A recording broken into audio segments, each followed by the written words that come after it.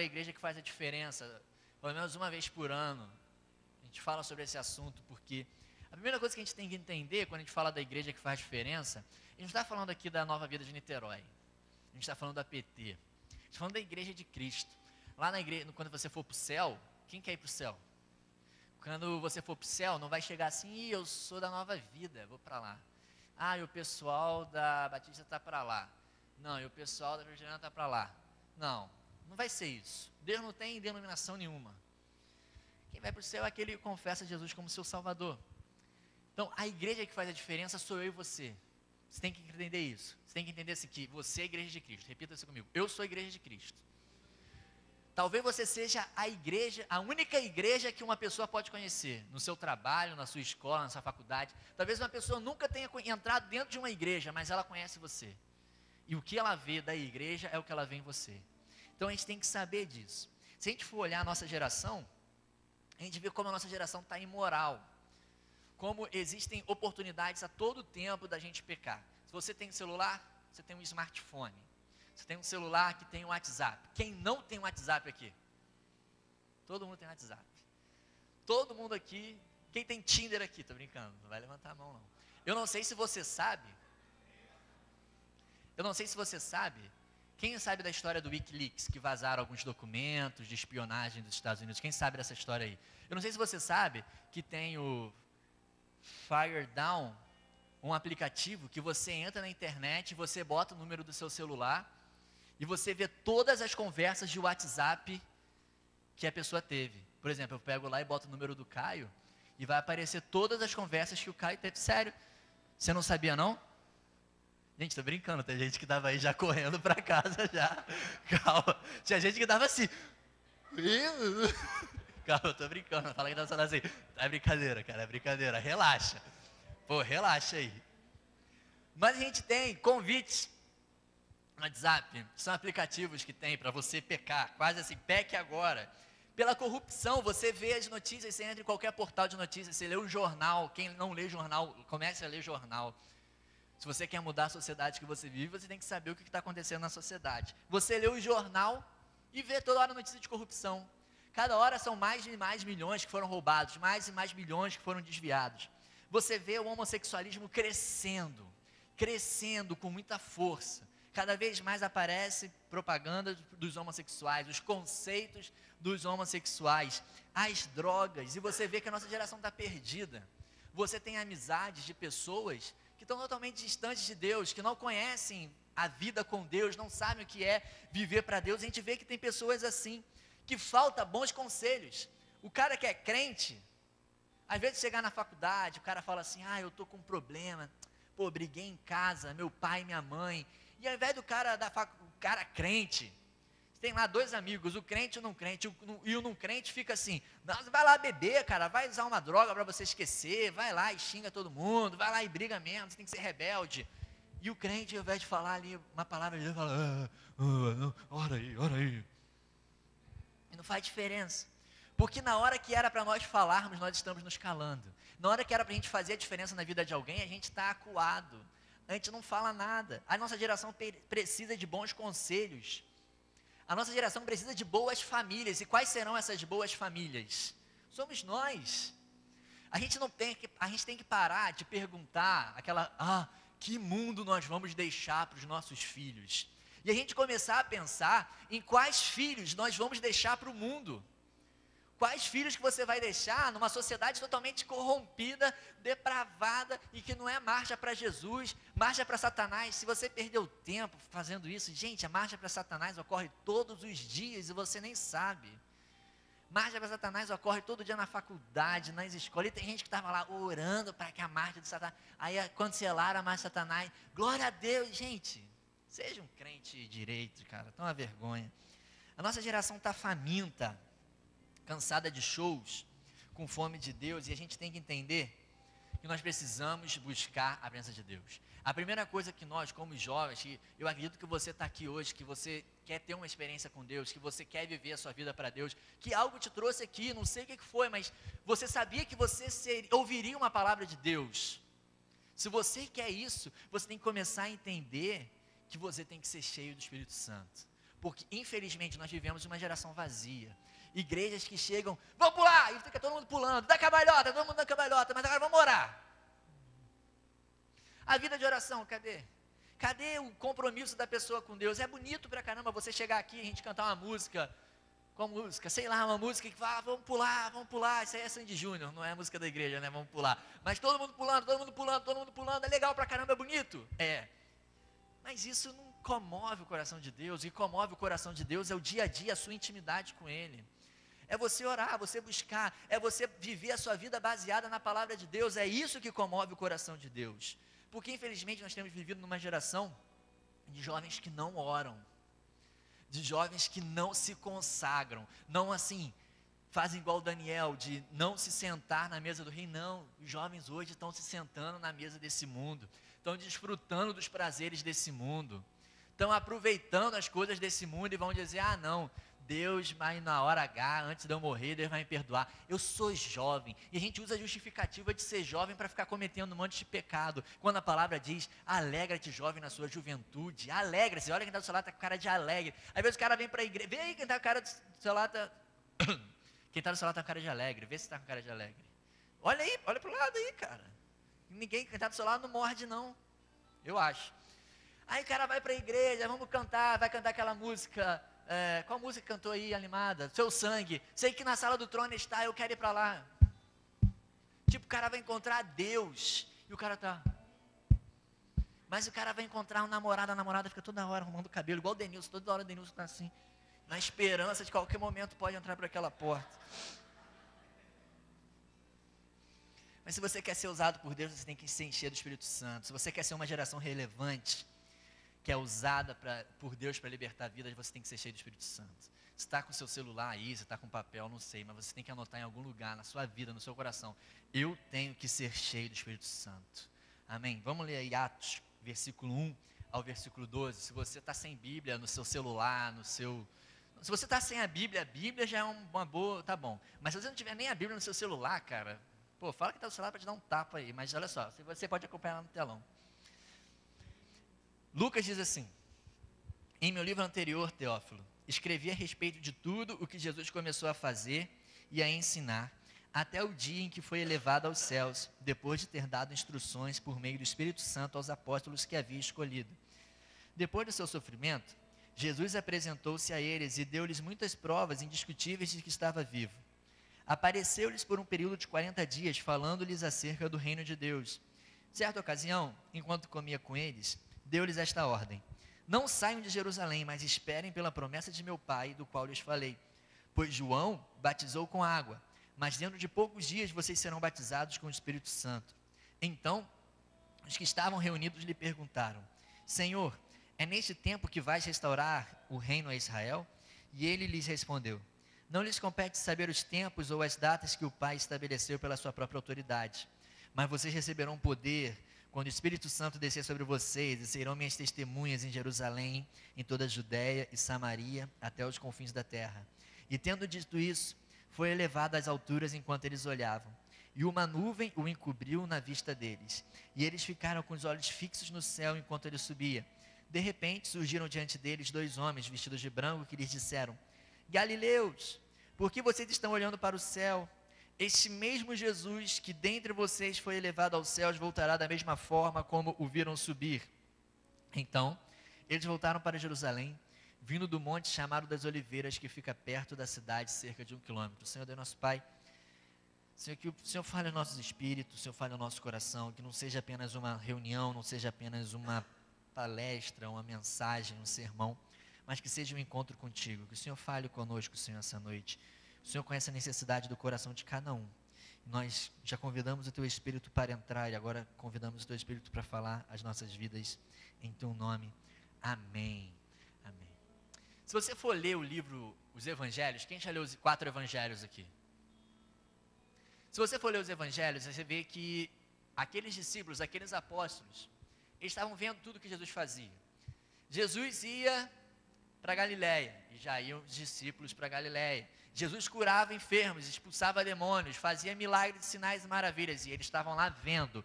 Eles eram espectadores, repita-se comigo, espectadores. Repita direito, espectadores. Tá bom.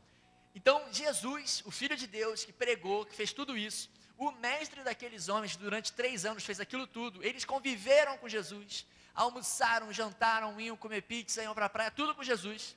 Jesus é morto na cruz. A esperança deles estava assim, indo embora. Jesus reaparece vivo, testifica tudo aquilo que ele falou. E antes de voltar ao céu, Jesus mudou a participação deles. O que eles eram antes? Vocês repetiram, gente? Espectadores. Fala assim, espectadores. Eles passaram a ser participantes. Repita comigo assim, participantes. Ou seja, tem uma diferença de como você vive na igreja. Você pode estar na igreja vendo tudo que a gente está fazendo. É um retiro, é um culto, é um momento maravilhoso, é a comunhão, tudo isso. E você ser um espectador. Você está vendo Jesus, que Jesus faz sinais e maravilhas, que Jesus transforma água em vinho, que Jesus ressuscita mortos, você está vendo. Mas quando Jesus sobe aos céus, ele joga a responsa em cima da gente e fala assim, agora vocês são participantes disso. Jesus fala, olha, quando vocês receberem o Espírito Santo, vocês vão fazer a mesma coisa que eu fiz. Coisas ainda maiores, Jesus falou. Se você for ler os evangelhos e o resto do livro de Atos. Eles saíram da condição de espectador para serem participantes. Mas se a gente for pensar com a cabeça dos discípulos, o que aconteceu no Jesus, o mestre deles que morreu, ressuscitou e eles estavam indo embora. Ali começou o papel do maior protagonista da igreja primitiva e o maior protagonista da igreja de hoje, que tem que ser o Espírito Santo. O maior protagonista não é o pastor com mais seguidores no Facebook, não é o que tem mais membros na sua igreja. O maior protagonista da igreja é o Espírito Santo, porque sem o Espírito Santo, isso é uma mensagem, é uma música, não muda a vida das pessoas, só o Espírito Santo pode mudar. E o livro de Atos conta essa história. O livro que se chama Atos dos Apóstolos poderia muito bem se chamar Atos do Espírito Santo, por todas as coisas que os discípulos e os apóstolos fizeram através do Espírito Santo. Se você for ler esse livro, e eu encorajo você a chegar na sua casa hoje e começar a ler o livro de Atos, você vai conhecer a história de um jovem chamado Estevão, que um diácono da igreja, e a Bíblia diz, resistir ao diácono e ele fugirá de vós. Brincadeira, a Bíblia não fala isso não, vocês nem entenderam a brincadeira. Mas olha só, Estevão era um diácono da igreja, um jovem que, quando estava pregando a palavra de Deus, começou a ser ameaçado de morte, e ele pegou e foi embora para casa, amém? Não, ele ficou lá, foi apedrejado, e as roupas dele foram jogadas aos pés de um jovem chamado Saulo. Saulo viu tudo aquilo acontecer. Saulo sabia como apedrejar alguém. Saulo sabia como perseguir e maltratar um cristão. Até que um dia, Paulo estava indo para Damasco e ele caiu do cavalo. Não tem nada disso na Bíblia. Paulo foi ao chão e Jesus chega para ele, Saulo, por que você me persegues? Aí Paulo vai, é curado pela cegueira, tudo isso, e é um homem que escreve aquelas cartas maravilhosas, tremendamente usado por Deus. É perseguido, é açoitado, uma vez foi apedrejado, e a Bíblia fala que Paulo foi dado como morto no chão, e Paulo foi e levantou e pregou a palavra para aqueles caras. Como Paulo era um cara cheio do Espírito Santo. Você lê a história de Pedro, um cara tremendamente usado por Deus. Os discípulos, João, tentaram matar João de várias formas, tentaram enforcar, não conseguiram, jogaram João numa fogueira, não conseguiram, numa panela com alguma coisa para queimá-lo, e não conseguiram, até que isolaram ele, botaram ele no asilo na ilha de Patmos, e ele escreveu lá o livro de Apocalipse. Tentaram de várias formas apagar a igreja, mas a igreja persistia pelo poder do Espírito Santo, porque eles entendiam que antes da palavra sair com o poder da vida deles, ela tinha que habitar com o poder na vida deles. Você quer fazer diferença no seu colégio, você quer fazer diferença na sua escola, na sua casa, você tem que entender que a palavra de Deus, você não tem que decorar uma frase. Tem gente que gosta de frases de efeito, que fica assim, acontece alguma coisa, você já bate no ombro de alguém e fala, morre alguém, mas ele está num lugar melhor, antes ele do que eu, sei lá, alguma coisa assim, alguma frase que a pessoa conforte, que você sabe assim, eu tenho que falar isso nesse momento. Eu me lembro de uma vez que uma amiga perdeu o pai, no Antônio Pedro aqui, depois de um culto nosso, uma conhecida, e eu, com 17 anos, cara, eu paguei um amigo. Porque quando eu vi, o nome dela era Tamara. Eu cheguei aí, Tamara, tudo bem? Nossa, eu tinha acabado de perder o pai. Ela, lógico que não está tudo bem, mas enfim, vamos seguir diante, que toda vez que eu lembro aquilo, dá vontade de meter minha cara em algum lugar. Mas a palavra tem que habitar com poder na nossa vida. Não adianta você decorar palavras bonitas, não adianta você decorar frases de efeito. O que sai da sua vida e que faz efeito verdadeiramente é o Espírito Santo. Você tem que reconhecer que a sua maior necessidade é a presença do Espírito Santo na sua vida. Se você for ver os grandes homens da Bíblia, eles tinham a presença do Espírito Santo. Davi era um cara tremendamente cheio do Espírito Santo. Daniel, Paulo, José, gente que fez a diferença no mundo porque tinha a presença de Deus, tinha o Espírito Santo na vida deles. Eu quero falar de 3 características, são 3, eu acho, são 3 características sobre a igreja de Atos, coisas práticas. Coisas práticas, a gente já entendeu como é que é o livro de Atos, você já entendeu que o livro de Atos conta tudo aquilo que os apóstolos fizeram após a subida de Jesus, como é que foi a expansão da igreja primitiva, você já entendeu tudo isso. Mas agora vamos como a gente pode aplicar a palavra de Deus na nossa vida. Primeira coisa, você vai anotar em algum lugar aí, você tem celular, caneta, não sei, mas anota em algum lugar, fala aí, vê aí para você anotar. Primeira coisa, você tem que orar, orar, orar, e orar. E por mais que você ore, você nunca vai estar orando o suficiente, você pode orar mais. Orar, descobrir o prazer que é oração. Eles eram uma igreja que orava. Lá em Atos 3, versículo 1, diz assim: certo dia, Pedro e João estavam subindo no templo na hora da oração, às 3 horas da tarde. Você quer fazer a diferença? Levanta a sua mão assim, eu quero fazer a diferença. Quer? Então, se você quer fazer a diferença, eles estavam subindo ao templo, cadê? A hora da oração, às 3 horas da tarde. Vou te dar uma dica, você não pode perder a hora da oração aqui na igreja, domingo, 6 horas da noite. Sacou? Então, olha o seu lado e fala assim, te espero aqui domingo, 6 horas da noite. A hora da oração. Você disse que quer fazer a diferença. Então, Pedro e João estavam subindo ao templo na hora da oração, porque eles reconheciam que oração era uma necessidade. Não era assim, Senhor, eu quero um carro. Quem quer um carro? E você ora. Senhor, eu quero ganhar na Mega Sena. Quem quer ganhar na Mega Sena? Só eu.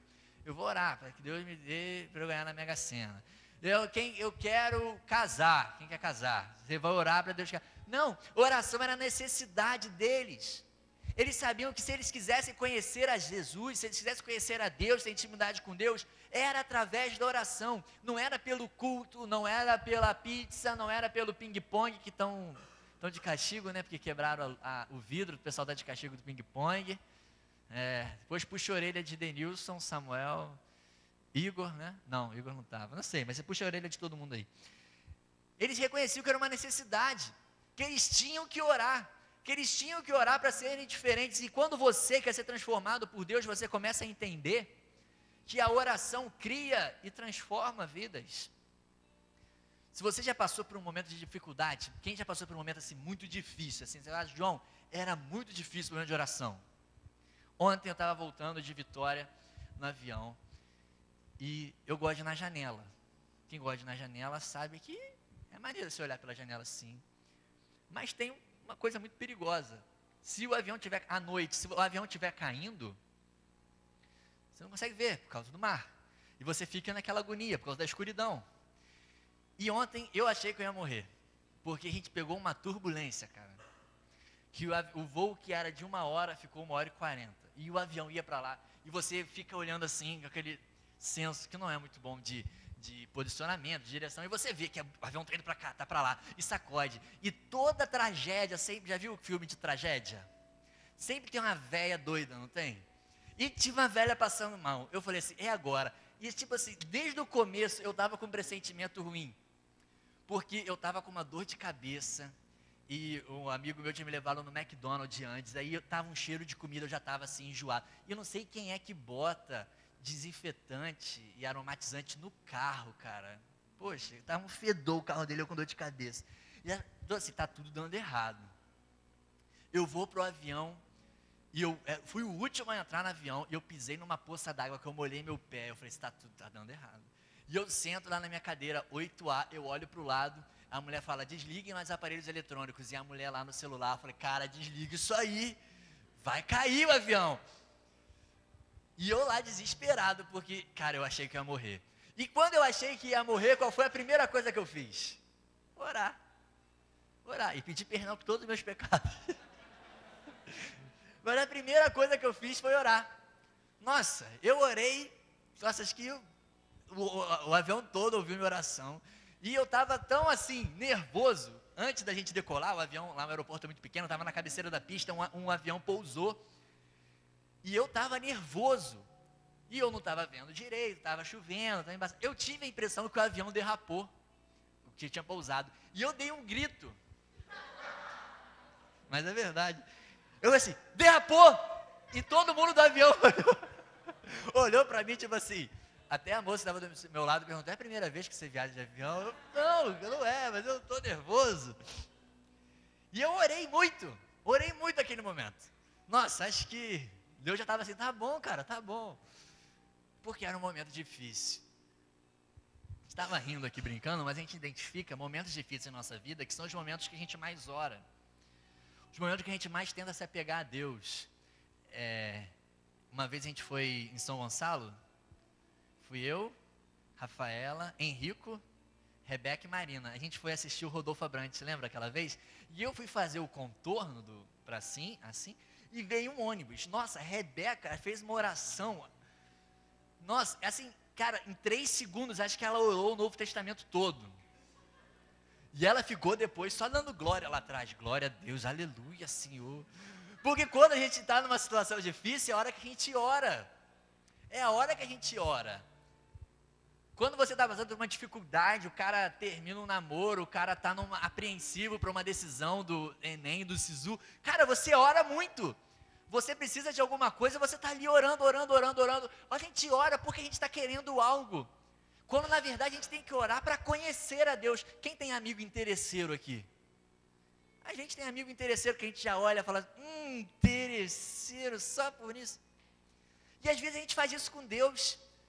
A gente só se aproxima de Deus quando Deus, ou então você vai pedir dinheiro para o seu pai, para sua mãe, não sei. E você fala, Deus, poxa, o Senhor é tão bom, o Senhor é tão maravilhoso. O Senhor foi no cabeleireiro, tá? Quando a gente quer pedir algo. Quando a gente tem que encarar a oração como relacionamento com Deus. Cara, você quer fazer a diferença, começa a orar. E a gente às vezes tem a ideia que, como é que é uma pessoa de oração? Já viu uma senhora de oração? Aquele coquezinho, aquela saia, aquela mulher que só fala, você não fala nem bom dia, ela já acorda dando glória a Deus, já acorda, glória a Deus, aleluia, já falando em línguas.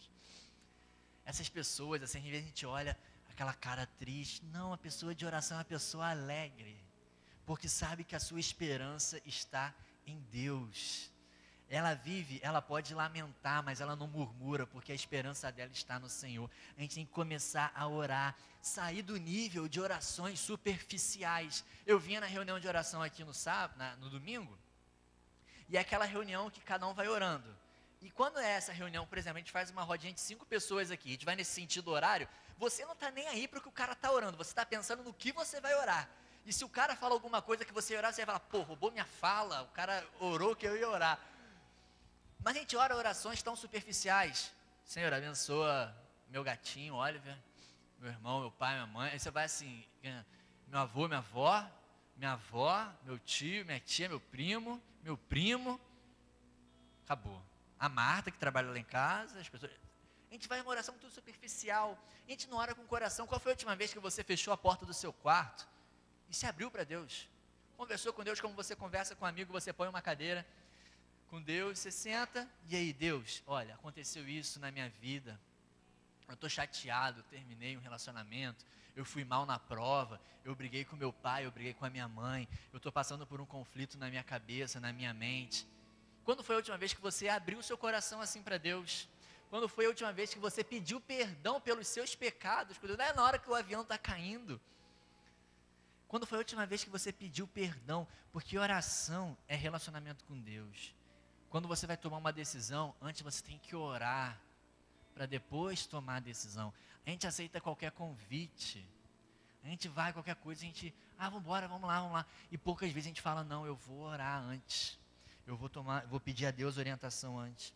Deus não está se importando se você ora 10 vezes por dia, se você ora 1 hora, se você ora 3 horas. A única coisa que Deus pede de você é um coração sincero. Um coração sincero na hora da oração. Você quer ter uma vida mais de oração? Faz assim ou assim. Eu vou entender o que você está falando. Tem gente que não quer. Mas se você quer, você diz assim que você quer ter uma vida mais de oração, a primeira coisa que você tem que fazer, orar. E a segunda coisa que você tem que fazer, orar. E a terceira coisa, você sabe o que é? Orar. Separar tempo. Às vezes a gente dá a Deus o tempo que sobra. Se aquelas ovelhas não tivessem aquele cheiro do óleo, elas iam se dispersando e os lobos iam sentindo o cheiro para atacá-las. Olha que interessante. Quando a unção de Deus está na nossa vida, quando o Espírito Santo de Deus está na nossa vida, nós nos mantemos unidos. Porque o diabo é tão sujo, porque ele sabe que muitas das vezes se aparecer o lobo mau, do chapeuzinho vermelho, você vai saber. Você vai saber.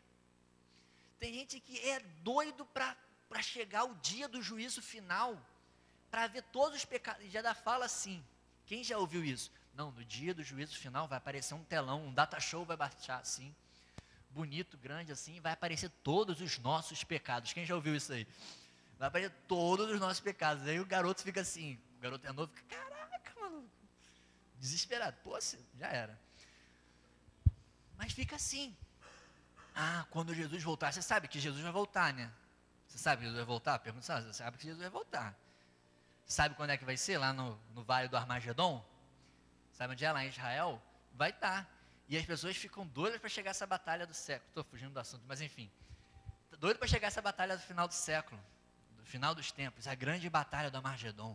Jesus, o exército de Cristo contra o mal. Aí vai estar assim, não sei se você já viu a foto. Aí está Jesus de um lado e do outro lado vai estar tudo que existe de mal. Vai estar lá o diabo, vai estar lá o coração gelado dos ursinhos carinhosos, quem já viu? Vai estar Hannah Montana, lá, vai estar o Darth Vader, vai estar o time do Flamengo, a Dilma, o Lula, todo mundo lá. Aí vão falar assim, vai começar a batalha do final dos séculos. Pi, começou, Jesus, pi, acabou. Mais rápido do que o Aldo e o Conor, né? McGregor. Mais rápido que o Vitor... Anderson Silva e Vitor Belfort. Vai ser Deus acabando todo mundo, vai acabar todo mundo, os capeta todo, Hannah Montana, como eu falei, do Coração Gelado, Harry Potter, todo mundo. Aquele cara do filme do Crepúsculo também vai estar lá, todo mundo lá, o time do Flamengo, vai estar todo mundo lá. Jesus vai acabar com ele. Mas enfim, você quer o juízo final para ver a desgraça do outro. Você fala assim, ó, o pastor vai falar com fulano, você já pensa, ih, fez besteira aí, veja. Porque a gente não se esforça para se manter unido, para se manter amigo. A gente foi jogar bola esses dias, o Bruno me deu um pontapé. E eu estava ali me esforçando para não meter uma voadora também no Bruno, a gente tem que se esforçar. Caio não se esforçou no outro dia, deu um pontapé no garoto. Mas às vezes alguém vai falar mal de alguém para você e você fica ali, é mesmo, fez o quê? Ah não, é mesmo, e traiu a namorada, e aí, beijou, e transou, meu Deus do céu, e fez mesmo. E fica querendo alimentar, o cara fala mal, vai falando mal, os cara WhatsApp, às vezes é aplicativo do capeta, que você vai falando mal de todo mundo. Mas a gente tem que se manter unidos. Tantas confusões, tantos problemas, porque o nosso foco não está em Deus, mas está nas pessoas. E não sei se você sabe, as pessoas erram, pessoas nos decepcionam. Por isso a nossa fé tem que ser baseada em Deus. Quantas pessoas que você conhece que se desviaram da igreja, se desviaram dos caminhos de Deus, porque se machucaram, se magoaram com algumas pessoas.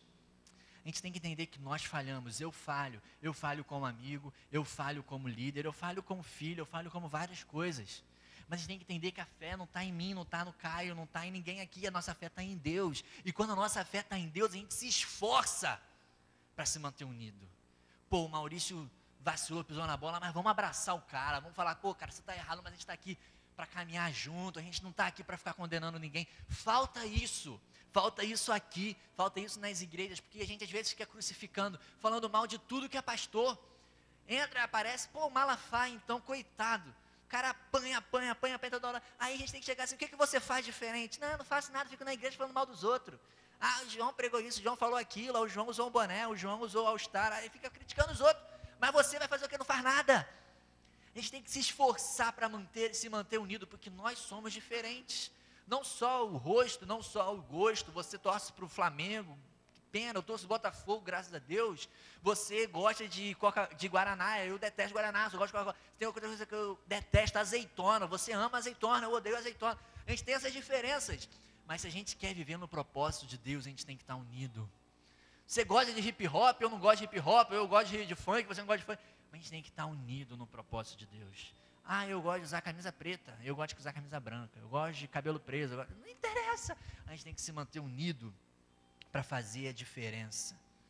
E terceiro e por último, eles eram uma igreja íntegra, completa, sem manchas, sem rugas, que quando Paulo e Pedro tiveram o desentendimento, não ficaram fazendo fofoquinha, mimimi, tititi, não, porque hoje em dia tem a geração de crente aí criado em apartamento, criado por vó, que qualquer coisa corre para a vovó, para falar mal, para reclamar, cheio de frescura. Temos que ser uma geração completa em Deus. Deus tem que ser tudo para a gente tem que se sentir satisfeito em Deus, completos em Deus. Isso que é ser íntegro. Um exemplo lá de trás, o Senhor apareceu uma vez para Abraão e disse assim, o Senhor lhe apareceu e disse, eu sou o Deus Todo-Poderoso, antes, segundo a minha vontade, seja íntegro. A gente vive num mundo que faz de tudo para que a gente faça a nossa vontade. O cara que transa com a namorada porque não segura a onda que ele queria fazer a vontade dele. O cara que fala mal do amigo porque ele queria fazer a vontade dele. O cara que se rebela contra alguém, contra os pais, porque queria fazer a vontade dele. O mundo nos ensina a fazer a nossa vontade. Quando Deus fala, olha, você ande segundo a minha vontade e seja íntegro. A Bíblia é repleta de exemplos de homens e mulheres que mantiveram a sua integridade, não importa a pressão que eles estavam vivendo. Se você for ler sobre Daniel, a lei era para Daniel não orar. Tipo igreja perseguida, não podia orar. Mas Daniel estava lá orando, buscando a Deus. E não estava escondidinho, não, no lugar onde ele sempre ia. Porque não importa as pressões do mundo, não importa as ameaças que o mundo pode fazer com a gente. Se você quer viver um compromisso com Deus, você tem que manter a sua integridade. Não sei se você já assistiu o filme Coração Valente. Quem já assistiu o filme Coração Valente? Do Mel Gibson, aquele que você não viu, você já viu no Porta dos Fundos, a batalha, já viu? Não vou falar do Porta dos Fundos não, relaxa. Mas olha só, você assiste esse filme Coração Valente. É a história de William Wallace. Ele foi um revolucionário que lutou pela Escócia contra o domínio inglês.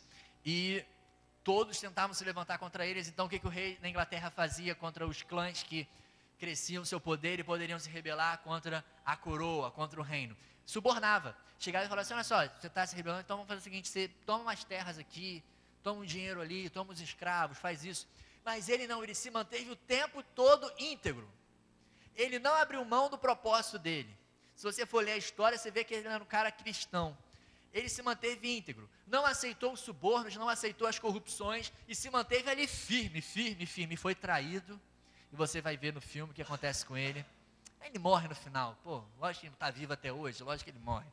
Mas enfim, ele morre no final e naquela capataz ali para esquartejá-lo, ia castrá-lo na frente de todo mundo. Imagina a dor, o sofrimento, a humilhação.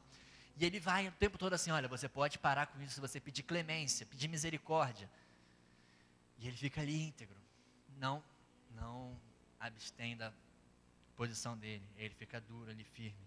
Não desiste, pá. E no momento que aquela guilhotina, obrigado, a guilhotina ia vir no pescoço dele, e ele tem a última chance, e eles falam, não, ele vai implorar por misericórdia, peraí, ele vai lá e ele grita, liberdade! O que eu e você temos que fazer, mesmo com a guilhotina no pescoço, mesmo com as pressões, mesmo com as humilhações que a gente sofra, você tem que gritar, integridade! Por mais que a vontade da carne seja grande, seja íntegro, permaneça firme, por mais que seja difícil, por mais que seja complicado, por mais que doa a nossa carne, porque dói.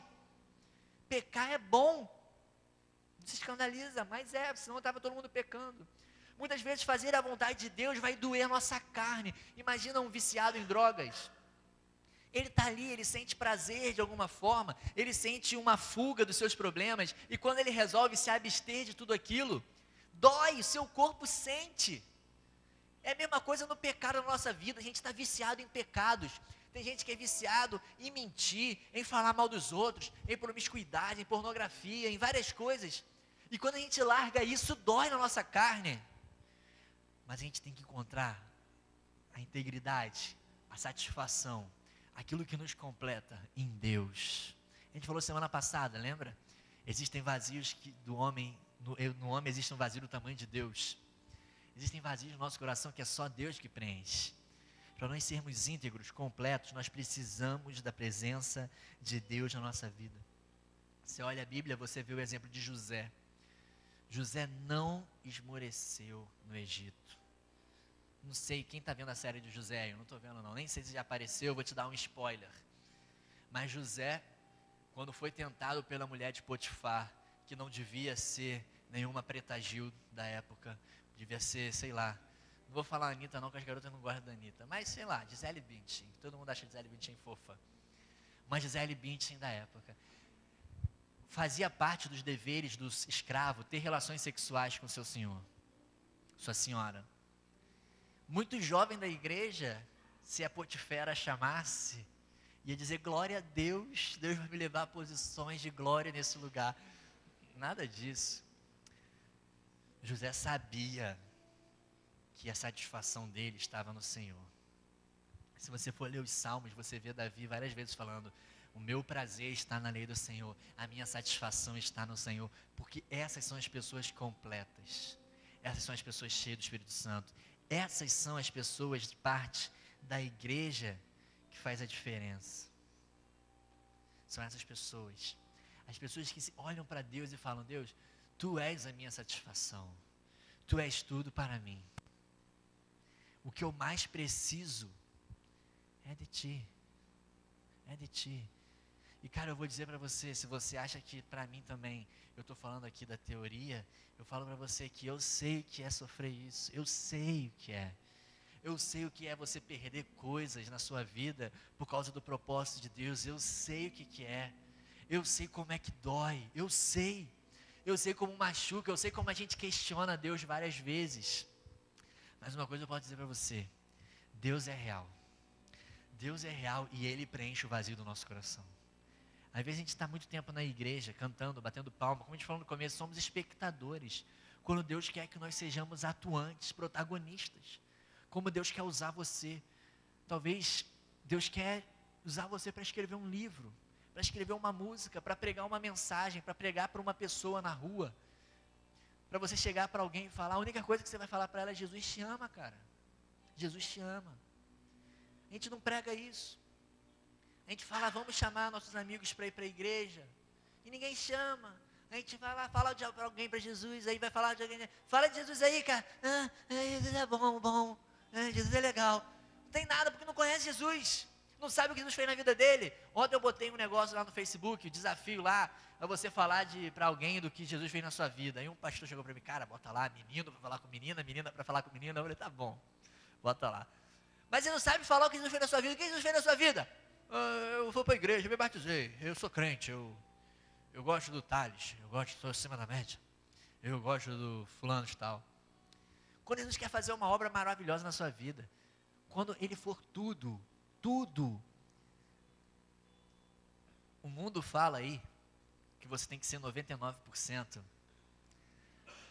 vagabundo e 1%, não, 99% anjo e 1% vagabundo, não é isso? Parece até que ninguém conhece. Tudo crente. Mas é o que o mundo fala, né? E tem gente da igreja que fica cantando 99% e 1% vagabundo. E aí o mundo prega isso, o mundo fala isso. Mas Deus não quer isso. Talvez hoje você diga assim, Senhor, eu sou 99%, eu sou estou na situação Wesley Safadão, eu sou 99% anjo, mas falta 1%.